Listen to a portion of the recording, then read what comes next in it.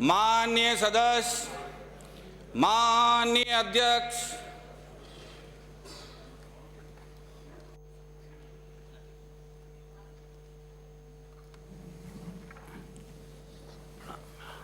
प्रणाम।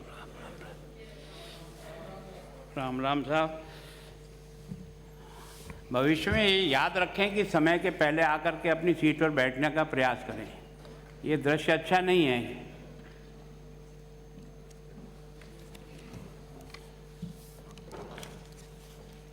शपथ।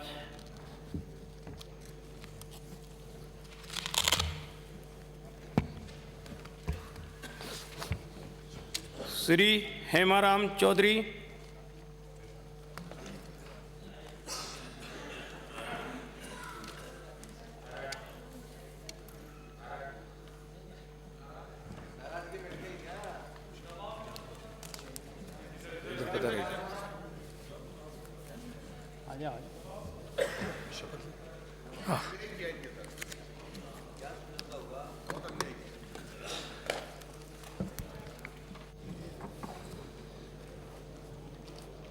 मैं बोल दूं, अपना ले लो। हेमाराम जी चौधरी। मैं हेमाराम चौधरी जो विधानसभा का सदस्य निर्वाचित हुआ हूं, ईश्वर की शपथ लेता हूं कि मैं विधि द्वारा स्थापित भारत के संविधान के प्रति सच्ची श्रद्धा और निष्ठा रखूंगा। मैं भारत की प्रभुता और अखंडता अक्षुण्ण रखूंगा तथा जिस पद को मैं ग्रहण करने वाला हूं उसके कर्तव्यों का श्रद्धापूर्वक निर्वहन करूंगा। साइन किधर करने?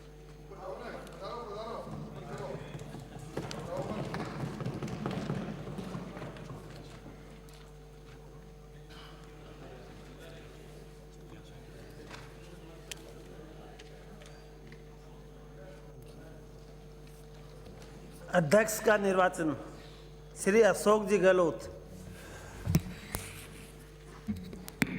सभापति महोदय, मैं आपकी अनुमति से प्रस्ताव करता हूं कि डॉक्टर सीपी जोशी सदस्य विधानसभा विभाजन संख्या 181 को राजस्थान विधानसभा का अध्यक्ष निर्वाचित किया जाए।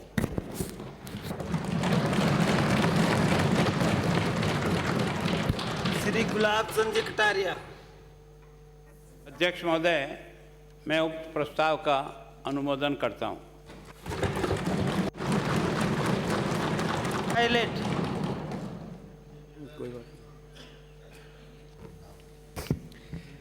अध्यक्ष महोदय, मैं आपकी अनुमति से प्रस्ताव प्रस्तुत करता हूं कि श्री सीपी जोशी जी सदस्य विधानसभा संख्या विभाजन 181 को राजस्थान विधानसभा का अध्यक्ष निर्वाचित किया जाए।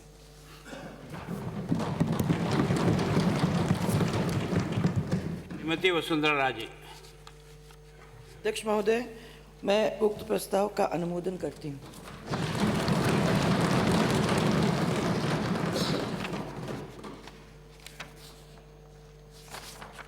श्री राजेंद्र राठौड़। अध्यक्ष महोदय, मैं आपकी अनुमति से प्रस्ताव करता हूं कि श्री सीपी जोशी सदस्य विधानसभा विभाजन संख्या 181 को राजस्थान विधानसभा का अध्यक्ष निर्वाचित किया जाए।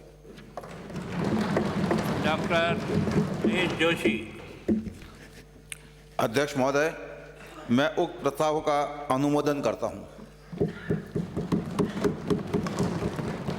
श्री महादेव सिंह। मैं आपकी अनुमति से प्रस्ताव प्रस्तुत करता हूं कि श्री सीपी जोशी सदस्य विधानसभा विभाजन संख्या 181 को राजस्थान विधानसभा का अध्यक्ष निर्वाचित किया जाए। श्री आलोक बेनीवाल।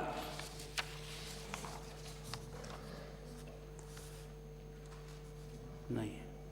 श्री कांति प्रसाद। अध्यक्ष महोदय, मैं आपकी अनुमति से प्रस्ताव प्रस्तुत करता हूं कि श्री सीपी जोशी सदस्य विधानसभा विभाजन संख्या 181 को राजस्थान विधानसभा का अध्यक्ष निर्वाचित किया जाए। श्री बाबूलाल नागर। अध्यक्ष महोदय, मैं उक्त प्रस्ताव का अनुमोदन करता हूं। श्री बलवान पूनिया।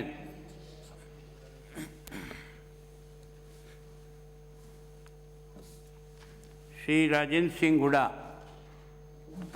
अध्यक्ष महोदय, मैं आपकी अनुमति से प्रस्ताव प्रस्तुत करता हूं कि श्री सीपी जोशी सदस्य विधानसभा विभाजन संख्या 181 को राजस्थान विधानसभा का अध्यक्ष निर्वाचित किया जाए। श्री हनुमान बेनीवाल। अध्यक्ष महोदय, मैं उक्त प्रस्ताव का अनुमोदन करता हूं। प्रश्न यह है कि जो प्रस्ताव श्री अशोक गहलोत सदस्य विधानसभा विभाजन संख्या 14 ने प्रस्तुत किया तथा जिसका अनुमोदन श्री गुलाबचंद कटारिया सदस्य विधानसभा विभाजन संख्या 43 ने किया को स्वीकार किया जाए। जो पक्ष में हो हाँ, जो विपक्ष में हो ना। हाँ पक्ष जीता, हाँ पक्ष जीता।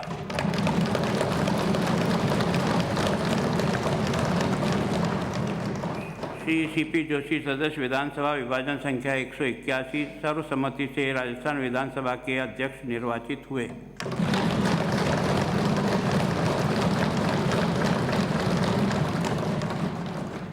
अध्यक्ष जी को लेके आए।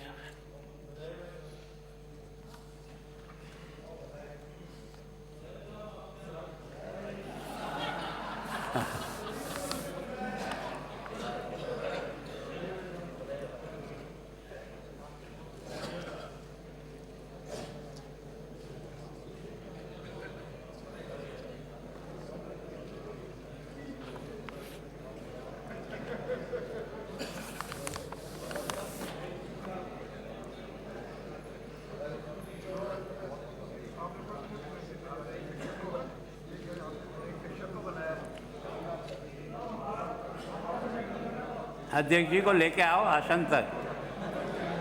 हाँ।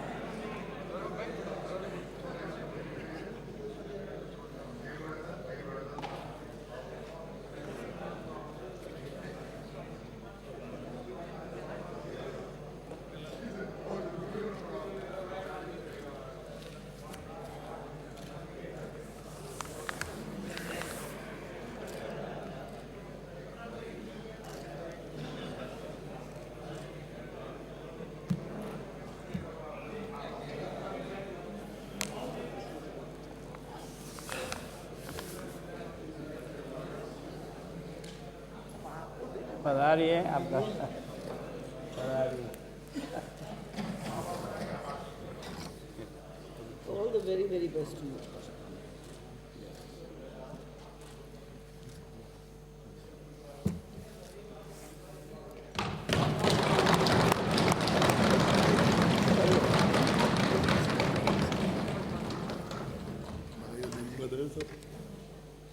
अध्यक्ष जी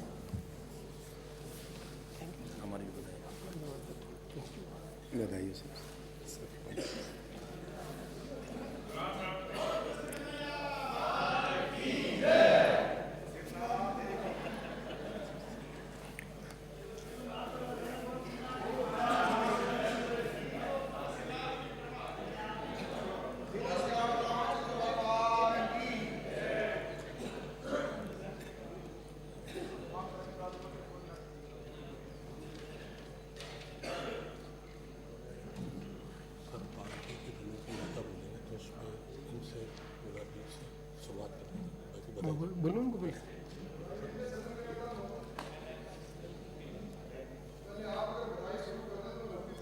अध्यक्ष तो हमारे सबके हैं, अकेले आपके नहीं। आप बधाई शुरू करें।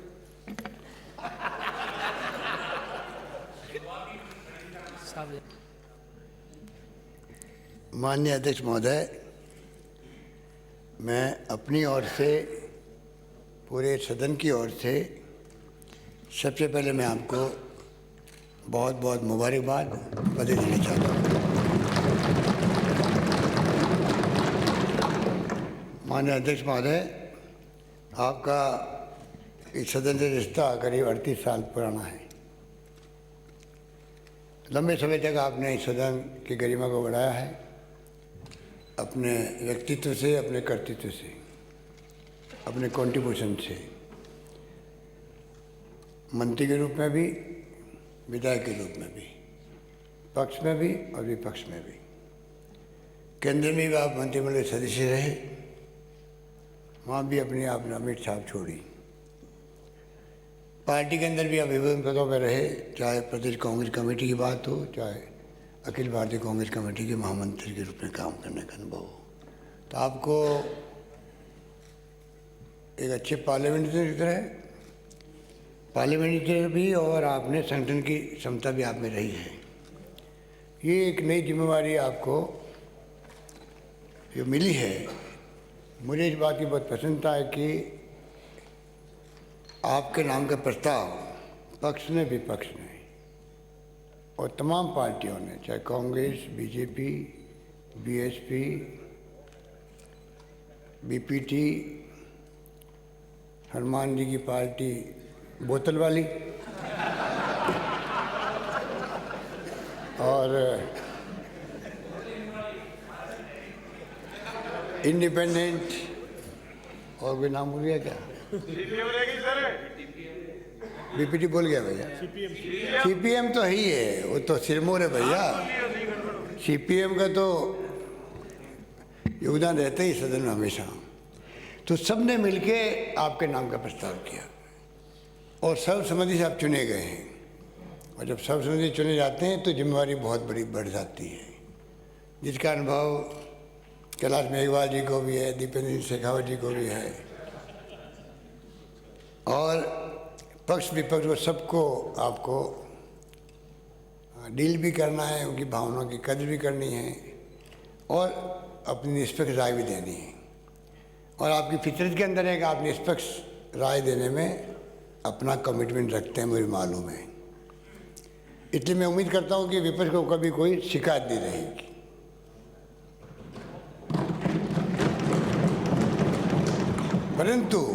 परंतु कृपया अध्यक्ष महोदय, ऐसा नहीं कि आप कांग्रेस पार्टी के नुमाइंदे के रूप में आप प्रस्तावित हुए हो तो हमारे लोगों के साथ अन्याय नहीं होना चाहिए। कृपया करके ध्यान रखें इस बारे में कि आप देखें कि लोग क्या सोचेंगे, विपक्ष क्या सोचेगा और हमारे सदस्य के साथ अन्याय हो। अध्यक्ष महोदय, मुझे पूरा विश्वास है कि आप पूरा निष्पक्ष होकर ही फैसला करेंगे और एक नया इतिहास बनाएंगे। आपकी क्षमता पे, आपकी योग्यता पे, आपके विचारों से सब अवगत हैं, आपके व्यवहार से अवगत हैं। आपने खुद ने भी कहा कि मैं अभी तक तो खाली सुनता आया हूँ, अब मुझे सुनने का भी एक जिम्मेवारी मिल रही है। तो मुझे विश्वास है कि आप सबकी बात सुन करके सही फैसला करेंगे। इन्हीं सब के साथ में मैं पुनः अपनी ओर से, आप सबकी ओर से आपका बधाई व आपको आपके कार्यकाल बहुत ही उत्तम रहे, कामयाब रहे, उसके लिए मेरी शुभकामनाएं देता हूँ। धन्यवाद।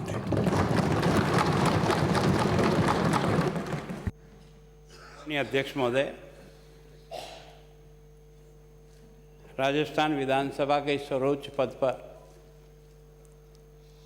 पक्ष और विपक्ष के सभी बंधुओं ने मिलकर एक मत से आपको यह गरिमामय पद सबकी सहमति से प्राप्त हुआ। उसके लिए मैं आपको हृदय से और मेरी पार्टी की तरफ से बहुत बहुत बधाई देता हूँ। इस देश के महापुरुषों ने इस देश में जिस लोकतंत्र की स्थापना की है, उस लोकतंत्र की संचालन की सबसे बड़ी जिम्मेदारी आपके आसन की है। पक्ष और विपक्ष अपनी अपनी बात रखते हैं और हम सभी का ध्येय एक ही होता है कि हम सब जनता के लिए और जनता के लिए काम करें।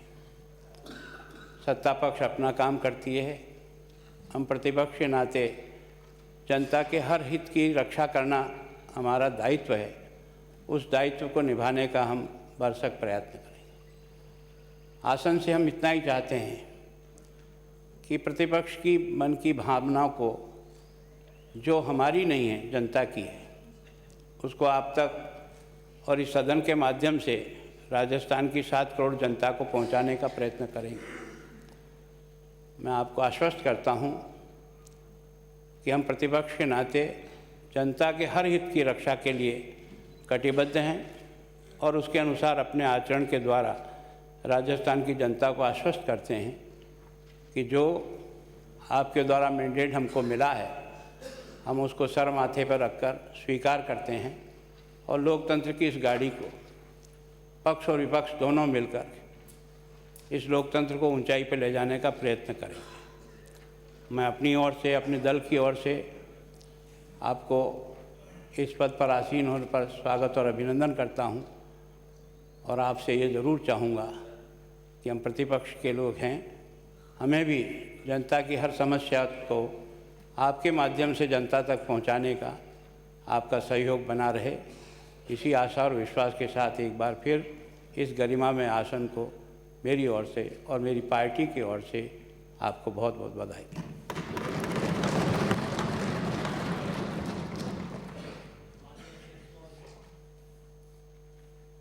आपको बहुत बहुत बधाई। हमें उम्मीद थी 2012वीं विधानसभा में हम आपके साथ रहें विधायक, और उस समय आपको सुनने का बहुत अवसर मिला हमें, और घंटों तक हम सुनते थे, हमारा ज्ञानवर्धन होता था। उस बात से हम ज़रूर वंचित रहेंगे इस बार, लेकिन हमें उम्मीद है कि आप जो माननीय मुख्यमंत्री महोदय ने अभी जो बात कही उसकी मध्यस्थता हम करेंगे और हमें आप पूरे अवसर प्रदान करेंगे। धन्यवाद। अध्यक्ष महोदय, सबसे पहले तो मेरी ओर से मेरी पार्टी RLP चुनाव चिन्ह बोतल, वो बोतल ये वाली नहीं थी, मेरी अलग पानी की बोतल थी। अध्यक्ष महोदय, मैं आपको सर्वसम्मति से बधाई देता हूं और 199 जो विधायक है राजस्थान की विधानसभा के अंदर, चाहे कांग्रेस, बीजेपी और अन्य दलों से चुनकाएं, सबकी इच्छा भी थी कि CP जोशी जी जैसे वरिष्ठ जो प्रोफेसर, एक शिक्षक और जिनका हम जब विश्वविद्यालय के अंदर अध्यक्ष हुआ करते थे तब विपक्ष के अंदर लड़ते हुए हमने आपको देखा, पक्ष के अंदर रह के जो आपकी कार्यशैली है, जो सिटिंग पावर है, लगातार बैठे रह के जो निर्णय अडिग और जिद्दीपन है जो आपका, वो भी इस राजस्थान की जनता ने देखा। बस हम आपसे इतनी उम्मीद करते हैं अध्यक्ष महोदय कि आप विपक्ष का तो संरक्षण करोगे, हमारी जो छोटी पार्टियां हैं इनका विशेष रूप से आप ध्यान रखोगे ताकि ये बड़े पौधे आगे बढ़े राजस्थान के अंदर, इसका भी विशेष रूप से आप ध्यान रखेंगे। पूरे राजस्थान के अंदर आज खुशी की लहर है कि CP जोशी जैसे विद्वान व्यक्ति ने राजस्थान विधानसभा के अध्यक्ष की गरिमा पद पर आपकी नियुक्ति हुई है। पूरा स्टेट आपकी ओर देख रहा है। अभी नई सरकार बनी है, नई शुरुआत है, तो आप ऐसे निर्णय लेंगे, ऐसी संवेदनशीलता, पारदर्शिता सरकार के साथ साथ आपके संज्ञान में भी अगर विपक्ष और हम लोग लाएंगे तो आप यहाँ से भी निर्देशित सरकार को करेंगे। अध्यक्ष महोदय, मैं इस शुभ अवसर पर ज़्यादा तो नहीं कहना चाहता, लेकिन हम पिछली बार जब विपक्ष में थे, कांग्रेस पार्टी भी विपक्ष में थी, हमारे साथ बहुत बड़ा भेदभाव इनकी 170 सीट थी भारतीय जनता पार्टी की, बाहर निकाला गया, उस चीज़ को भूले नहीं। और तो और जब 12 तारीख को विधानसभा भंग हो गई, उसके बाद भी आप इस तरीके से था। अध्यक्ष महोदय, मेरा व्यवस्था का प्रश्न अध्यक्ष महोदय, आगे विपरीत है। अध्यक्ष के बारे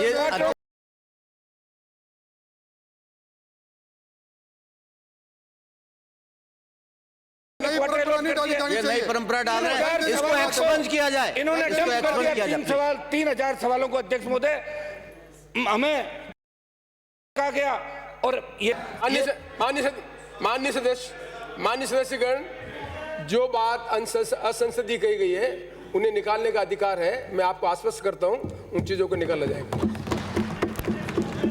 अध्यक्ष महोदय, प्रतिपक्ष के नेता ने जो बधाई के रूप में बात कही, मैं उसी बात को आगे बढ़ा रहा हूं।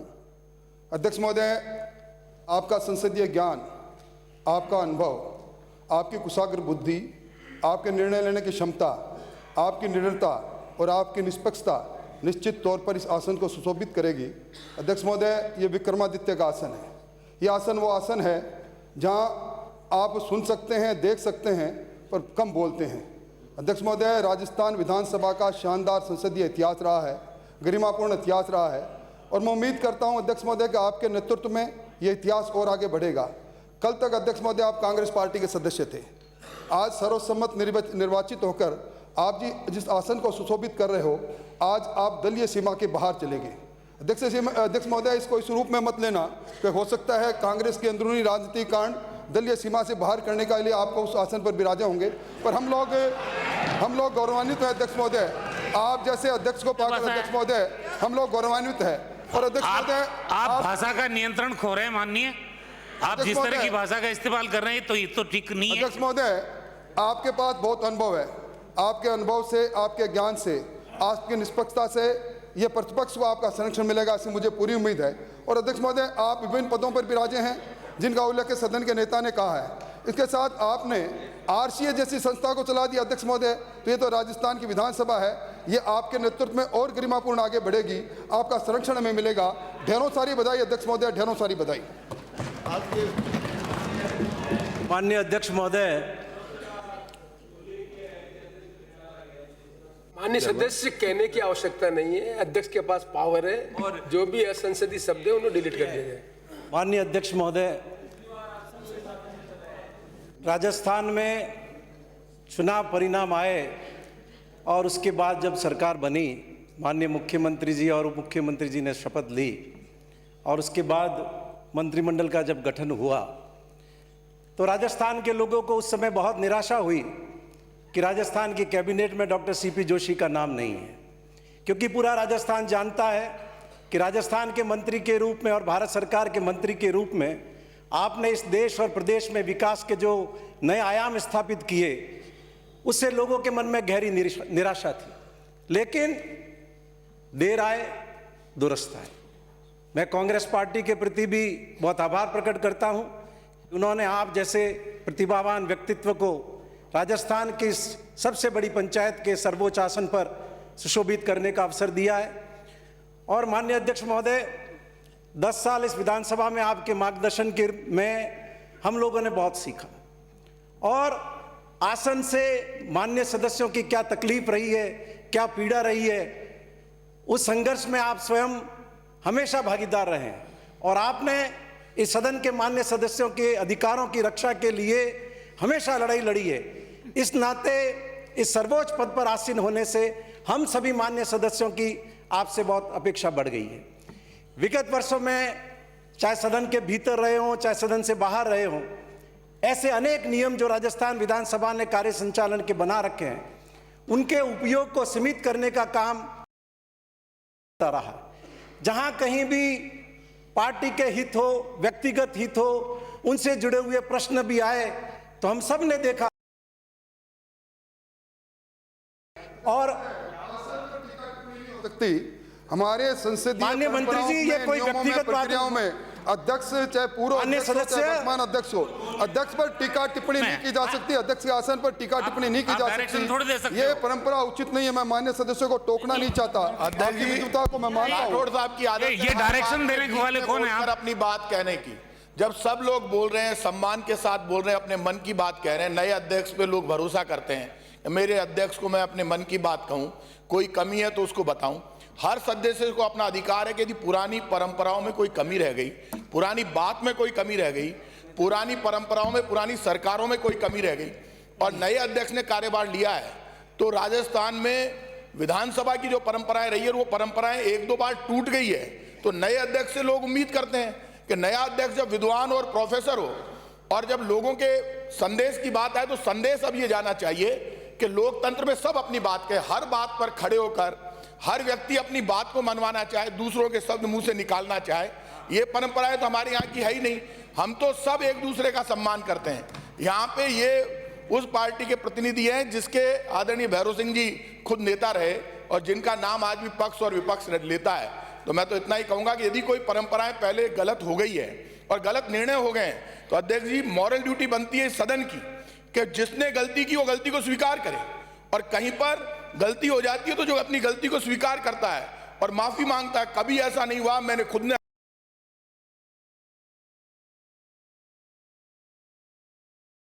और उसके बाद विधानसभा आउट की जाए तो इसलिए चालू करो, पाप मत चालू करो। ये मैं कह रहा हूं, आपने आधार पर 1 साल तक रोकने का काम किया।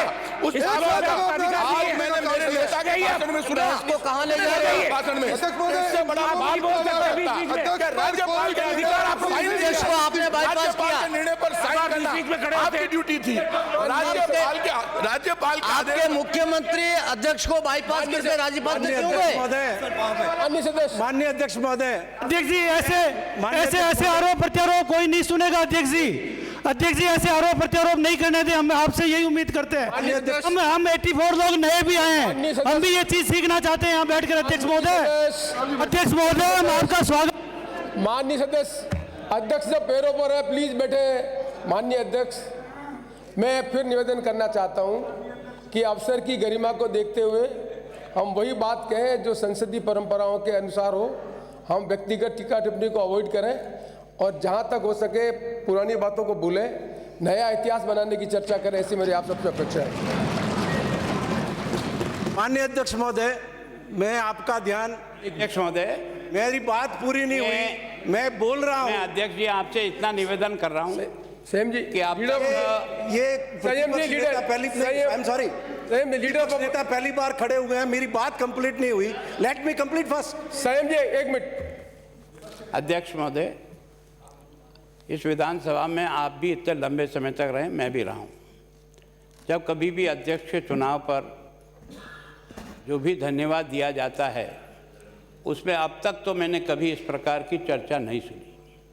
मैं सोचता हूँ इससे पहले भी कई अवसर आए होंगे जहाँ कुछ कमियाँ खामियाँ रही होगी, लेकिन इस अवसर का ये उपयोग मैंने अब तक कभी नहीं देखा। ये पहली बार मुझे ऐसा लग रहा है कि आपके प्रति आसन पर विराजमान होने से हम सब लोग आपका स्वागत, अभिनंदन और आभार व्यक्त करते हैं। लेकिन इस आसन के इस समय को भी अगर हमने इस ढंग से आलोचना में डाला तो मैं सोचता हूँ ये लाइन ही गलत चली जाएगी। ऐसा नहीं है कि हमको बोलना नहीं आता है, ऐसा नहीं है कि हम कमज़ोर हैं। इसका अर्थ कोई ये ना समझ जाए कि हमको केवल सुनने के लिए यहाँ बैठे हैं, ऐसा नहीं। लेकिन मर्यादाओं और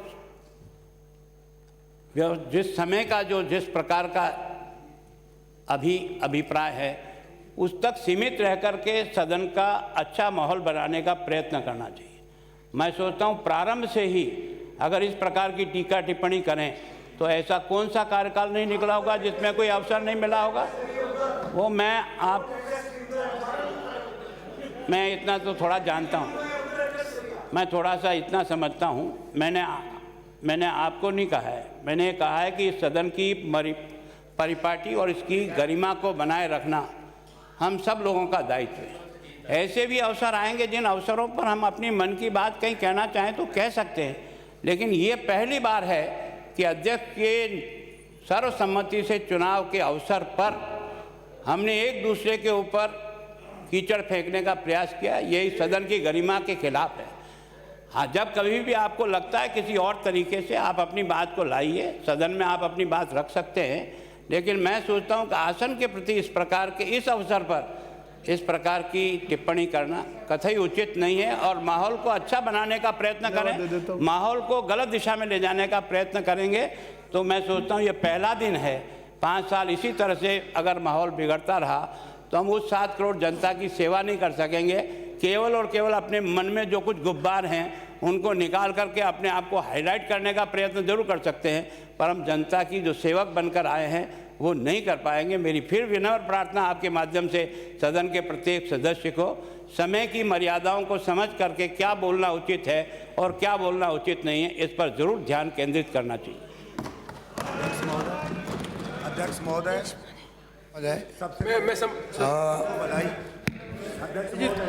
माननीय सदस्य, माननीय नेता प्रतिपक्ष ने जो बात कही है उस बात में दम है। वास्तव में आज का वक्त ये है कि जब हम लोग नया अध्यक्ष चुनाए सर्वसम्मति से, तो मैं चाहूँगा कि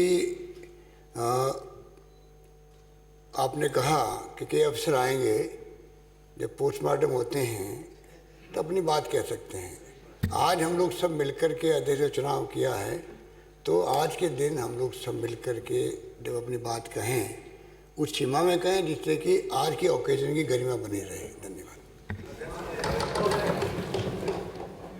मैं अंतिम बात आपसे निवेदन करना चाहता हूं कि राजस्थान विधानसभा के कार्य संचालन नियम में सदन की 60 बैठकों का प्रावधान है और ये अत्यंत खेद का विषय है कि चाहे सरकार कांग्रेस पार्टी की रही हो चाहे भारतीय जनता पार्टी की रही हो, कभी भी सदन की बैठकें 30 का आंकड़ा नहीं पार कर पाई। और चूंकि आप इन सारी प्रक्रियाओं को बहुत अच्छे से समझते हैं, तो मैं आपके माध्यम से सदन के हम सभी सदस्यों की अपेक्षा रहेगी कि या तो इसे 60 बैठकों के नियम को कानून में बदला जाए और नहीं तो आप ये सुनिश्चित करें कि आने वाले 5 साल में हर साल सदन की 60 बैठकें अवश्य हो। और आपसे पुनः मैं एक बार विनती करता हूं कि आप सदस्यों के अधिकारों की रक्षा करेंगे। बहुत बहुत धन्यवाद। महोदय, मुझे बधाई का मौका दें। माननीय अध्यक्ष महोदय, मैं और मेरी पार्टी बीएसपी आपके लिए बहुत बहुत धन्यवाद और आभार प्रकट करती है। और हम यहाँ पर नए सदस्य बहुत से आए हैं और हम भी यहाँ पर सीखने के लिए आए हैं और सभी हम आपसे आशा करते हैं कि आपको राजस्थान की सबसे बड़ी पंचायत का अनुभव है और हिंदुस्तान की सबसे बड़ी पंचायत का अनुभव है, तो आप इस सदन को अपनी गरिमा के अनुसार चलाएंगे और हम सब आपके लिए बहुत बहुत आभार और धन्यवाद प्रकट करते हैं। अध्यक्ष महोदय, मैं आपको 15वीं विधानसभा में निर्विरोध निर्वाचित होने पर शुभकामनाएं और बधाई अर्पित करती हूँ। इस सदन की पुरानी परंपरा रही है निर्विरोध अध्यक्ष चुनने की, इसलिए आपका दायित्व और भी बढ़ता है। इस आसन पर रामनिवास जी मिर्धा, पूनम चंद जी विश्नोई, भाबड़ा साहब, परशुराम जी मदेरना जैसे दिग्गज इस पे बैठे थे, इसलिए आपका दायित्व और भी गंभीर हो जाता है। अनेक माननीय सदस्यों ने अपना अनुभव आप इस सदन में और आपके साथ बिताया, उसका चर्चा करी। मैं इस सदन 15वीं विधानसभा के अंदर कागजी तारीख में मेरा परिचय यह है कि मैं पहली बार विधायक चुनकर आई, लेकिन मैं इस वेल में पहले भी आई और ये रिश्ता मेरा जन्म से तय हुआ कि 1998 के अंदर जब आप तत्कालीन सरकार में पंचायती राज मंत्री थे, स्वर्गीय परशुराम जी मदेरना अध्यक्ष थे, तो जब इसके रखरखाव और संरक्षण को देखने के लिए आते थे तब मैंने उनके साथ उनकी परछाई में दौरा किया। उनका राजनीतिक स्वर्गारोहण हो रहा था तो इसी दीर्घा में बैठकर मैं उसकी सहयात्री बनी। मैं इसकी संसदीय पद्धति और संस्कृति को बखूबी जानती हूँ। परिवार की छत्र छाया से बाहर निकलकर जब मैंने जिम्मेदारी उठाई तो आपके नेतृत्व में प्रदेश कांग्रेस कमेटी के सदस्य और बाद में पंचायती राज के रूप में मैंने अपना राजनीति का पहला कदम रखा और मुझे नज़दीक से आपके कार्यशैली को देखने का अनुभव हुआ। और मैं बड़ी दृढ़ता से ये कह सकती हूँ कि आपकी स्पष्टवादिता, आपकी योग्यता, आपकी क्षमता, आपका सटीक तरीके से अपना दृष्टिकोण रखना और अत्यंत विचारशील और अत्यंत अधिक अध्ययनशील आपका व्यक्तित्व है। और आपकी स्पष्टवादिता मुझे मृग कस्तूरी सी प्रभावित करती है। मैं आशा करती हूँ अनेकों पदों पर आप रहे। आप 1980 के अंदर 7वीं विधानसभा में पहली बार विधायक बनकर आए, तब मेरा जन्म भी नहीं हुआ था। जितना आपका अनुभव है उतनी मेरी उम्र भी नहीं हुई है। आपके ज्ञान से निश्चित रूप से ये सदन नए कीर्तिमान स्थापित करेगा। और मैं कहना चाहती हूँ कि जो पहली बार जीत कर इस सदन में आए हैं, हम फ्रंट फुट पर छक्के लगाने के लिए तैयार हैं। आप कृपया हमारे ऊपर अपना आसन बनाए रखें और हम छक्के लगाएंगे, फ्रंट फुट पे बैटिंग करेंगे। मैं यही कहना चाहती हूँ कि जब आप पंचायती राज मंत्री थे, आपने अनेकों संशोधन किए ग्राम सभा की मीटिंगों का कमिटीज़ के अंदर। जब आप 2008 के अंदर आपके नेतृत्व के अंदर यहाँ पे सरकार बनी, 15वीं विधानसभा से शायद आपका विशेष हो, 15वीं लोकसभा में आप भारत सरकार में मंत्री बने और 15वीं विधानसभा में आप अध्यक्ष बन रहे हैं। शायद 15 के आंकड़े से आपका कोई खास जुड़ाव रहा होगा, ये मैंने देखा। मैं यही आशा करती हूँ कि सदन के अंदर आप अपनी जो आज उत्तेजना हुई है, जिस तरीके से मैंने 14 विधानसभा की प्रोसीडिंग्स डिबेट पढ़ी है राजस्थान की, और कटारिया साहब सही कह रहे थे कि आज ऐसे मौके पर ऐसा विवाद आज तक इस सदन में नहीं हुआ और ये आगे भी नहीं होना चाहिए। हम इसकी गरिमा को बनाए रखें, ये सारे सदस्यों का दायित्व है। और मैं आशा करती हूं कि आप अपने स्थिर प्रज्ञा, स्पष्टवादिता और अनुशासन प्रिय कार्यशैली से इस 5 साल के कार्यकाल में नए कीर्तिमान स्थापित करेंगे। बहुत बहुत धन्यवाद। मेरी ओर से बहुत बहुत बधाई। अध्यक्ष महोदय, हमने आपको जनता के लिए लड़ते हुए सदन में देखा और हम आप प्रभावित इस बात से मैं बहुत हुआ आपसे। एक तो आपकी स्पष्टवादिता और एक हर मुद्दे पे चाहे विपक्ष में रहे तो जनता की आवाज़ को उठाते रहे। हम निर्दलीय 12 जीत के आए, इस बार तीसरी शक्ति के रूप में राजस्थान की जनता ने हमें यहाँ पे भेजा है। मैं आपसे सिर्फ इतनी गुजारिश करता हूँ कि हमारा भी हित का ध्यान रखा जाए। जनता ने बड़ी आशा के साथ हमें यहाँ पे भेजा है।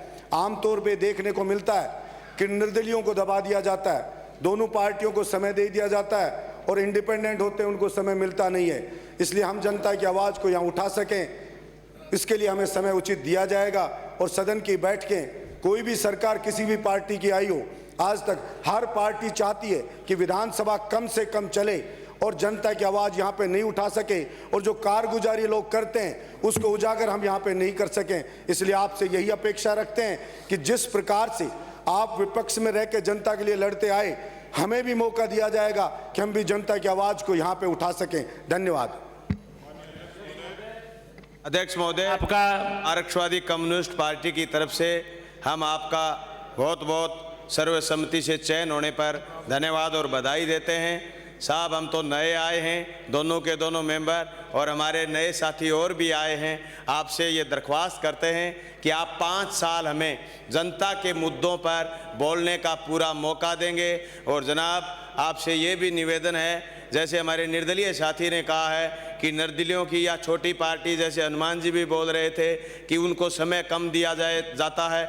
हमारा तो निवेदन ये है, छोटी पार्टी वालों को भी समय ज़्यादा देना चाहिए, क्योंकि वो बड़ी दोनों पार्टियों को हरा के आए हैं, इसलिए वो वादे भी ज़्यादा करके आए हैं। इसलिए आपसे हमारी ये बहुत नम्र निवेदन है कि आप हमारी और राजस्थान प्रदेश की सारे 199 MLAs की भावना के साथ साथ सबकी भावना का कदर करेंगे। आज इस सदन में हम जो नए लोगों ने देखा है, प्रत्यक्ष और पक्ष और विपक्ष दोनों आमने सामने जिस तरीके की बात कर रहे हैं, पर एक चीज़ हमें लगा साहब, हम चुनाव जीतने के 2 दिन के बाद विधानसभा के अंदर आए थे, एक कागज़ पर दस्तखत करवाया गया था। उस कागज़ पर यह पूछा गया था कि आप मकान कौन सा चाहते हो, हमने लिख के दे दिया। जब हम आए तो वो मकान तो गायब हो गया। साहब, ऐसी व्यवस्थाएं विधानसभा में, जनाब ये तो राशन के डीलर करते हैं ऐसा काम।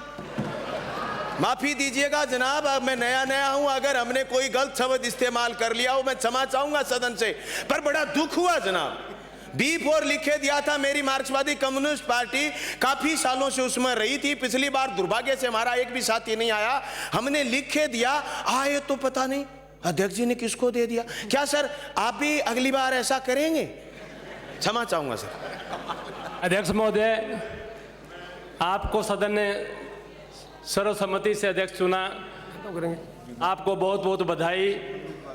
सदन को आपसे बहुत अपेक्षाएं हैं। सदन का प्रत्येक सदस्य आपको लंबे समय से जानता है। मुझे भी करीब 35-40 साल आपके साथ रहने का मौका मिला। संगठन में मैंने आपके नेतृत्व में काम किया। मुझे प्रसन्नता है कि आपकी अध्यक्षता में हम अपने इलाके की समस्याओं को उठाएंगे। खुशी का विषय है कि हमारे मुख्यमंत्री जी भी संवेदनशील हैं। मुख्यमंत्री जी से राजस्थान को बहुत उम्मीदें हैं। हम लोग निर्दलीय चुन के आए हैं। मैं समझता हूं कि जो लोग पार्टी से चुन के आए हैं उनका वोट बैंक होता है, परंतु जो निर्दलीय चुन के आए हैं, एक एक आदमी ने उनके प्रति कोई जिम्मेवारी दी है, अपेक्षाएं हैं, उम्मीदें हैं। मैं चाहूँगा कि जितने भी मेरे नए साथी आए हैं, विशेष रूप से निर्दलीय के रूप में उनका विशेष रूप से आप ध्यान रखें, क्योंकि उन लोगों को जहाँ से वो आए हैं उन पे बहुत उम्मीदें हैं। मैं एक बार पूरे विश्वास के साथ कहता हूँ कि जिस तरह से आप प्रोफेसर रहकर आपने अनुशासन चलाया यूनिवर्सिटी में, उसी तरह इस सदन में अनुशासन से और समय का सदुपयोग हो। मेरे सभी साथी जानते हैं, सभी साथी चाहते हैं, सभी साथी जानते हैं कि बाहर किस तरह की चर्चाएं होती हैं। आम जनता कहती है कि हमारा पैसा है, हमारे पैसे से विधानसभा चलती है, उस पैसे का सदुपयोग हो, समय का सदुपयोग हो। इसी कामना के साथ आपके लिए बहुत बहुत बधाई। अध्यक्ष महोदय, अध्यक्ष अध्यक्ष महोदय, मैं समझता हूं कि आप भावना अभिव्यक्ति हो गई सबकी। अध्यक्ष जी एक निवेदन केवल आपसे करने के लिए खड़े हुआ हूं। माननीय सदस्य, आप विश्वविद्यालय में प्रोफेसर रहे हैं और आपका उच्च शिक्षा मंत्री के साथ नाते मैं भी उस समय विश्वविद्यालय में अध्यक्ष था। हम 84 लोग नए चुनकर आए हैं। मेरा आपसे केवल यही निवेदन है कि उन 84 लोगों के लिए भी कोई अलग से आप व्यवस्था करें, उनको भी आप जो है बोलने का मौका दें, उनके लिए कोई पर्ची के सिस्टम में कुछ अलग से व्यवस्था भी करवाएं ताकि हम 84 लोगों को भी अपनी बात रखने का मौका मिले। बहुत बहुत धन्यवाद। माननीय सदस्यगण, मुझे इस बात की प्रसन्नता है कि सर्वसम्मति से इस पदभार पर आपने मेरे लिए प्रति जो विश्वास व्यक्त किया उसके लिए मैं आप सबका व्यक्तिगत तौर पर बहुत बहुत आभार व्यक्त करता हूँ। न केवल माननीय सदस्यों का, सभी दलों को भी मैं बहुत बहुत आभार व्यक्त करता हूँ कि उन सब दलों ने भी ये विश्वास व्यक्त किया कि इस पद पर बैठकर मैं न्याय कर पाऊँगा, निष्पक्ष निर्णय कर पाऊँगा। ये जो विश्वास आपने व्यक्त किया उसके लिए मैं आपका व्यक्तिगत तौर पर बहुत बहुत आभार व्यक्त करता हूँ। आप सब जानते हैं इस गरिमाबा पद पर हमारे राजस्थान के मूर्धन्य नेता बैठे हुए हैं। इस पद की बड़ी गरिमा रही हुई है।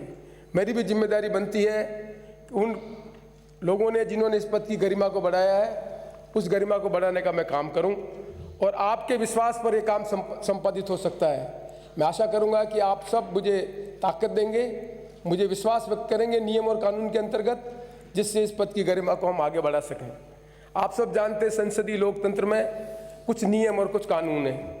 ये विधानसभा नियम और कानून से चलती है, परंपराओं से चलती है और नियम और कानून को यदि हम ठीक ढंग से उपयोग में लें तो ज़्यादा से ज़्यादा समय का उपयोग लेकर अपनी बात कह सकते हैं। कम समय में अपनी बात कहना उसके लिए आवश्यक है कि ज़्यादा से ज़्यादा ज्ञान होना चाहिए। जितना ज़्यादा ज्ञान होगा उतनी हम संक्षिप्त समय का उपयोग लेकर अपनी बात कह सकेंगे। 200 माननीय विधानसभा के सदस्य हमारे जो अलग अलग प्रांत के निवासी हैं उनकी भावनाओं को अभिव्यक्त करते हैं, उनकी तकलीफों को अभिव्यक्त करने के लिए सदन में आते हैं। इसलिए सदन का समय बहुत उपयोगी है। मैं आप सबसे अपेक्षा करूंगा कि नियम और कानून के अंतर्गत हम किस तरह से कम समय में जन आकांक्षाओं को अभिव्यक्त कर सकें, सरकार का ध्यान आकर्षित कर सकें, जिससे सरकार उन जन आकांक्षाओं के अनुरूप काम कर सके। उसका यदि हम उपयोग ले सकेंगे तो हम सब के लिए सार्थक चर्चा हो सकेगी। संसदीय लोकतंत्र में ये एक आवश्यक चीज़ है जिसको भी समझने की आवश्यकता है कि ये रिवॉल्यूशन नहीं है। डेमोक्रेसी में इवोल्यूशन होता है। 1947 से लगाकर जब देश आज़ाद हुआ, 1952 से चुनाव प्रारंभ हुए, 1952 से लगाकर ये 15वीं विधानसभा में इसी सदन में, इन्हीं सदन में डिस्कशन, डिबेट और डिसेंट हुआ, नियम बने, कानून बने और हमने वो सब चीज़ें की जिससे आज हम राजस्थान को विकसित राजस्थान के रूप में देख रहे हैं। किसने कल्पना की थी कि ज़मीन का मालिकाना हक किसान को मिलेगा? इसी सदन में बैठकर लोगों ने चर्चा की थी और हमने वो सब कानून और नियम बनाए जिससे एक साधारण आदमी को भी ज़मीन का हक मिल सका। ये इसलिए बन सका कि हम सदन में बैठकर चर्चा कर सकें। इसलिए इस सदन की गौरव और गरिमापूर्ण निर्णय करने की एक परंपरा रही है। मैं आशा करता हूँ कि नई सदी में नई चीज़ें आ गई, उनके संबंध में भी हम चर्चा करें। अभी तक हम चर्चा करते रहे सड़क की, अभी तक हम चर्चा करते गए अस्पताल की, अभी तक हमने इंफ्रास्ट्रक्चर की चर्चा की और इंफ्रास्ट्रक्चर हमने डेवलप भी किया और इस बात की हमें गर्व भी है कि राजस्थान में हमने इंफ्रास्ट्रक्चर डेवलप किया। पर आज समाज का एक ऐसा वर्ग है जिसके आज आधारभूत सुविधा भी उपलब्ध करना आवश्यक है। गांव में जाएं, हम हेमलेट में जाकर देखें, आज भी पीने की पानी की जितनी आवश्यकता होनी चाहिए, बिजली की जितनी पहुंचने की व्यवस्था होनी चाहिए, स्कूल में बच्चे समय पर जाकर पहुंच सके, स्कूल का असेसमेंट उसके पास हो सके, एसेसिबिलिटी, ये सब समस्याएं आज हेमलेट्स में भी हमारे सामने नज़र आती है। राजस्थान की जो ज्योग्राफी है वो इतनी ज्योग्राफी विचित्र है कि यदि हम बाड़मेर को कंपेयर करें, जैसलमेर को कंपेयर करें और साउथ राजस्थान को कंपेयर करें तो उसमें बहुत ज़्यादा वेरिएशन है। इसलिए राजस्थान में बहुत ज़्यादा काम करने की आवश्यकता है।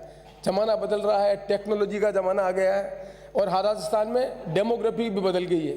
आज नौजवान पीढ़ी के लोग बहुत ज़्यादा अपेक्षा करते हैं कि उनकी एस्पिरेशन को हम किस तरह से एड्रेस कर सकेंगे।